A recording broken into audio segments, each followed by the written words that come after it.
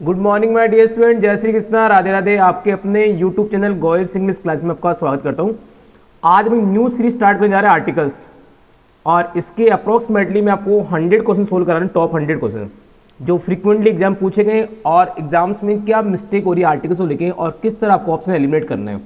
इसके बिफोर अपन tense discuss कर चुके हैं, नरेशन डिस्कस कर चुके हैं, वॉइस डिस्कस कर चुके हैं, एंटोनिम्स, सिनोनिम्स, वन वर्ड, ये सब कुछ डिस्कस कर चुके हैं। और इनको भी आपको पहले देखना शुरू करना। आपको जितने भी मैंने वीडियो अपलोड किए अब तक वो सारे आपको उसमें देखने सेशन में जाके और उसके बाद फिर आगे कंटिन्यू करना है।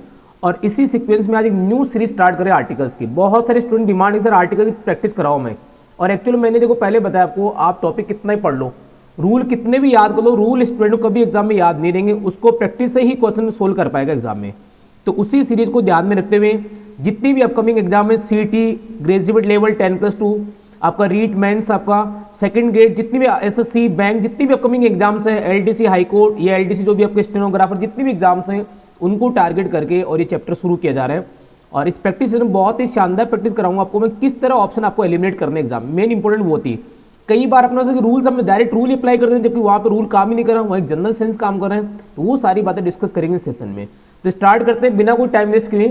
फर्स्ट एग्जाम्पल आपके सामने, ही हैज टेकन, देखो हैज से V3 आ रहा है, he is taken to blank habit of smoking.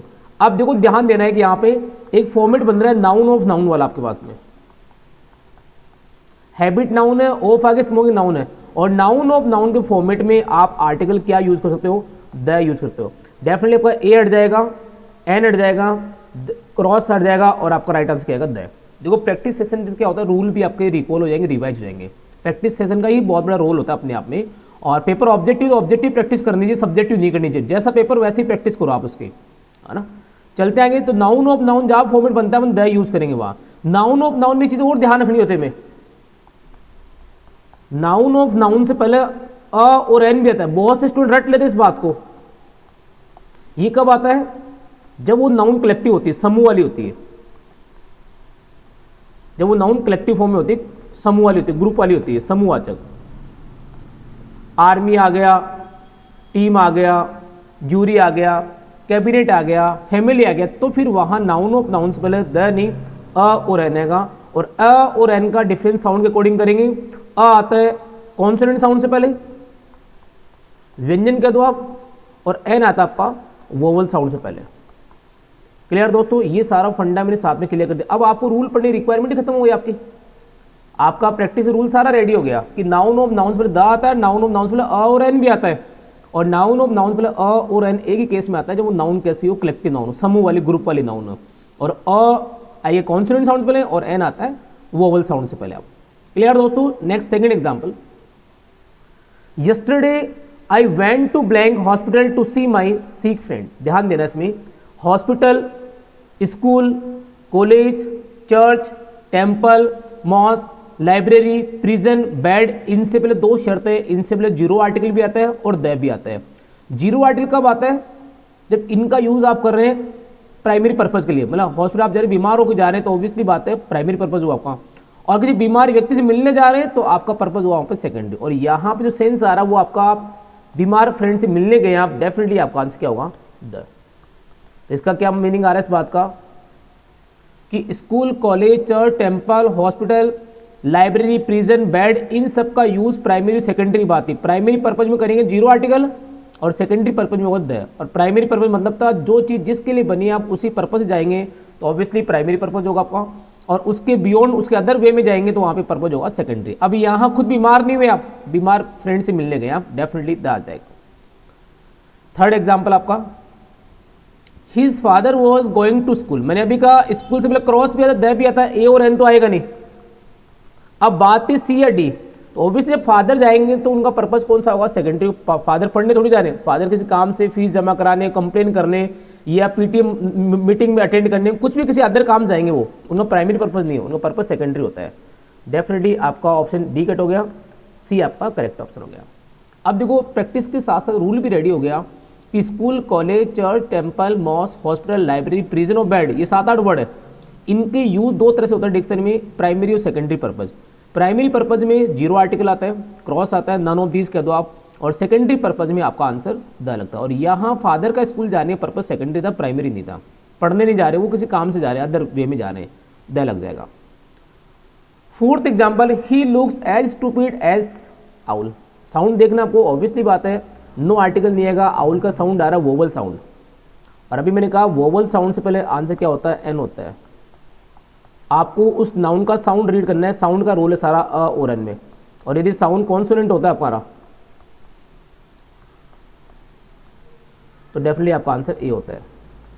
और यहाँ वोवल साउंड था, द कट हो गया, अ कट हो गया, स्पेसिफिक कोई बात ही नहीं है, द यूज करते हैं, अ वैसे ही नहीं आएगा, नो आर्टिकल वैसे नहीं आएगा, आपका एन आ जाएगा, एन आउल। क्लियर दोस्तों। नेक्स्ट फिर देखो fifth example, honesty is blank best policy. ये सेंटेंस इतना फेमस एग्जाम्पल है, इतनी बार आ चुका एग्जाम में, और ध्यान ये रखना बेस्ट यहाँ डिग्री कौन सी, सुपरलेटिव है।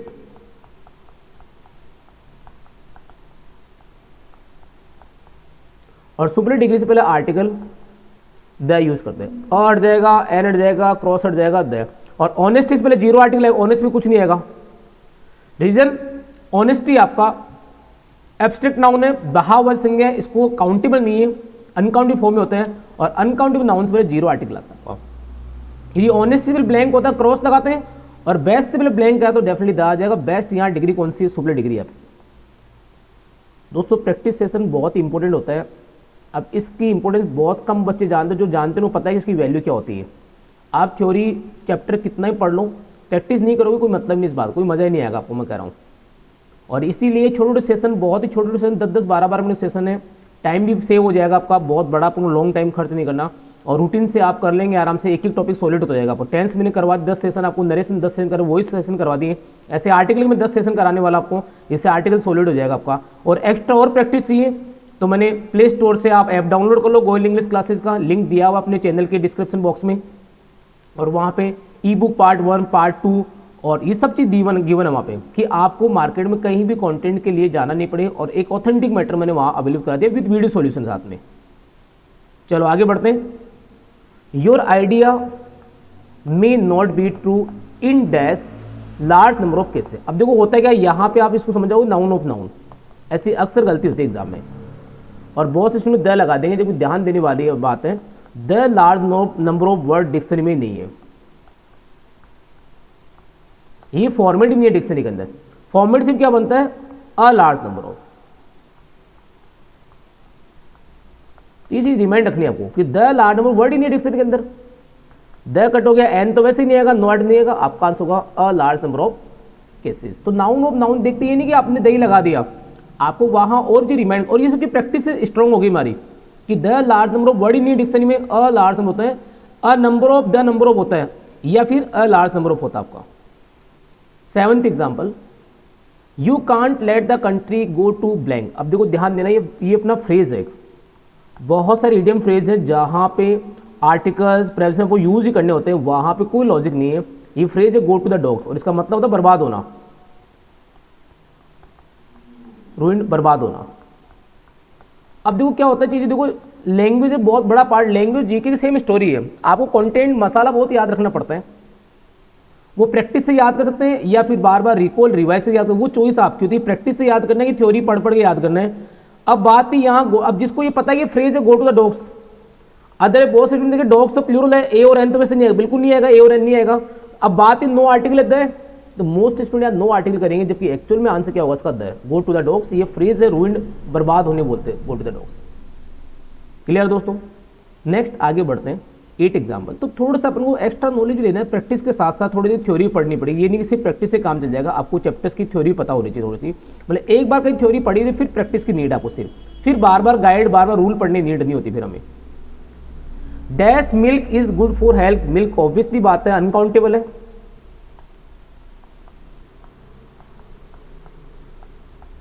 और अनकाउंटेबल नाउन्स पहले अ और एन तो वैसे ही नहीं आएगा आपका। द कोई स्पेसिफिक मिल्क की बात हो नहीं है यहाँ पे, डेफिनेटली आपका आंसर क्या होगा, no article, cross, zero article, none of this, कोई आर्टिकल यूज नहीं होगा यहाँ। तो जितनी भी अनकाउंटेबल नाउन होती है जो क्वांटिटी शो करती है, उनसे पहले अ और एन तो वैसे ही नहीं आता। बात द की थी, द का वास्ते वो नाउन ऑफ नाउन बने, कोई स्पेसिफिक बात की जाए तो द यूज कर सकते थे, वो भी यहाँ कंडीशन नहीं है, डेफिनेटली आपका आंसर क्या होगा, नो आर्टिकल। और कोशिश ये करनी जितने पेपर एग्जाम्स में ऑब्जेक्टिव चाहे वो इंग्लिश है, जीके, मैथ्स, जितने चैप्टर आपके जितने सब्जेक्ट आ रहे हैं आपके, कोशिश आपको ये करनी थी एग्जाम में कि हमें ऑप्शन पे एलिमिनेट करना होता है। डायरेक्ट आंसर मार्क करने जो गलती होती है आपसे इंग्लिश, वो नहीं करनी है आपको, है ना। ये मेरा पर्सनल एक सुझाव सजेशन आपको कि एग्जाम में पेपर ऑब्जेक्टिव आ रहा है तो आपको ऑप्शन एलिमिनेट करके सोल्व करना है, बेस्ट ऑप्शन होता है हमेशा पेपर अटेम्प्ट करने का ये। 9th example, kindness is blank great virtue. देखो ग्रेट वर्चू, वर्चू यहाँ पे गुण होता है, क्वालिटी बोलते हैं। द का वो लॉजिक नहीं है, नो आर्टिकल आएगा नहीं आपका, एन का साउंड नहीं आ रहा है यहाँ पे, क्या आ जाएगा, आ जाएगा kindness is a great virtue.